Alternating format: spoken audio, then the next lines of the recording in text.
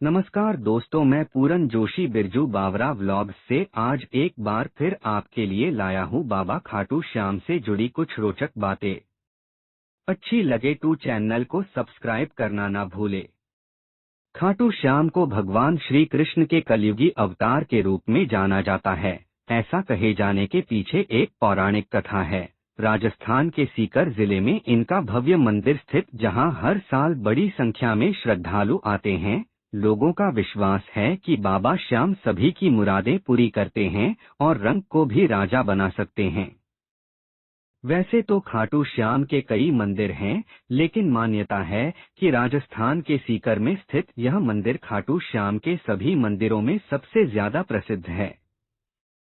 खाटू श्याम को कलियुग संसार में सबसे प्रसिद्ध भगवान माना गया है। खाटू श्याम जी के दर्शन करने के लिए लाखों भक्तों की भीड़ हर दिन उमड़ती है। मान्यता है कि जो भक्त यहां आकर भगवान के दर्शन करते हैं और मनोकामना मांगते हैं, उनके सभी मनोरथ पूर्ण होते हैं। बाबा खाटू श्याम का संबंध महाभारत काल से माना जाता है। यह पांडुपुत्र भीम के पौत्र थे। ऐसी कथा है कि खाटू श्याम की अपार शक्ति और क्षमता से प्रभावित होकर श्री कृष्ण ने इन्हें कलयुग में अपने नाम से पूजे जाने का वरदान दिया। लाक्षागृह की घटना में प्राण बचाकर वन वन भटकते पांडवों की मुलाकात हिडिंबा नाम की राक्षसी से हुआ। यह भीम को पति रूप में प्राप्त करना चाहती थी। माता कुंती की आज्ञा से भीम और हिडिंबा का विवाह हुआ, जिससे घटोत्कच का जन्म हुआ। घटोत्कच का पुत्र हुआ बर्बरीक, जो अपने पिता से भी शक्तिशाली और मायावी था। बर्बरीक देवी का उपासक था। देवी के वरदान से उसे 3 दिव्य बाण प्राप्त हुए थे, जो अपने लक्ष्य को भेद कर वापस लौट आते थे। इनकी वजह से बर्बरीक अजेय हो गया था। महाभारत के युद्ध के दौरान बर्बरीक युद्ध देखने के इरादे से कुरुक्षेत्र आ रहा था। श्री कृष्ण जानते थे कि अगर बर्बरीक युद्ध में शामिल हुआ तो परिणाम पांडवों के विरुद्ध होगा। बर्बरीक को रोकने के लिए श्री कृष्ण गरीब ब्राह्मण बनकर बर्बरीक के सामने आए। अनजान बनते हुए श्री कृष्ण ने बर्बरीक से पूछा कि तुम कौन हो और कुरुक्षेत्र क्यों जा रहे हो। जवाब में बर्बरीक ने बताया कि वह एक दानी योद्धा है, जो अपने एक बाण से ही महाभारत युद्ध का निर्णय कर सकता है। श्री कृष्ण ने उसकी परीक्षा लेनी चाहिए तो उसने एक बाण चलाया, जिससे पीपल के पेड़ के सारे पत्तों में छेद हो गया। एक पत्ता श्री कृष्ण के पैर के नीचे था, इसलिए बाण पैर के ऊपर ठहर गया।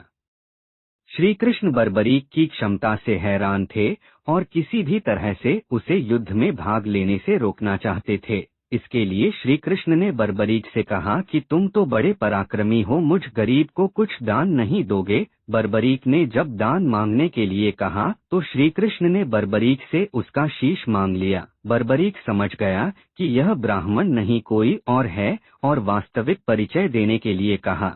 श्री कृष्ण ने अपना वास्तविक परिचय दिया तो बर्बरीक ने खुशी खुशी शीश दान देना स्वीकार कर लिया।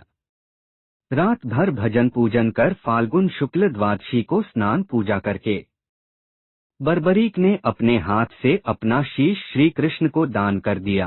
शीश दान से पहले बर्बरीक ने श्री कृष्ण से युद्ध देखने की इच्छा जताई थी, इसलिए श्री कृष्ण ने बर्बरीक के कटे शीश को युद्ध अवलोकन के लिए एक ऊंचे स्थान पर स्थापित कर दिया। युद्ध में विजय श्री प्राप्त होने पर पांडव विजय का श्रेय लेने हेतु वाद विवाद कर रहे थे।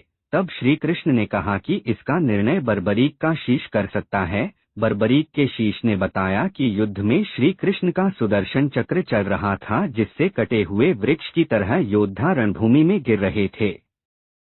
द्रौपदी महाकाली के रूप में रक्तपान कर रही थीं।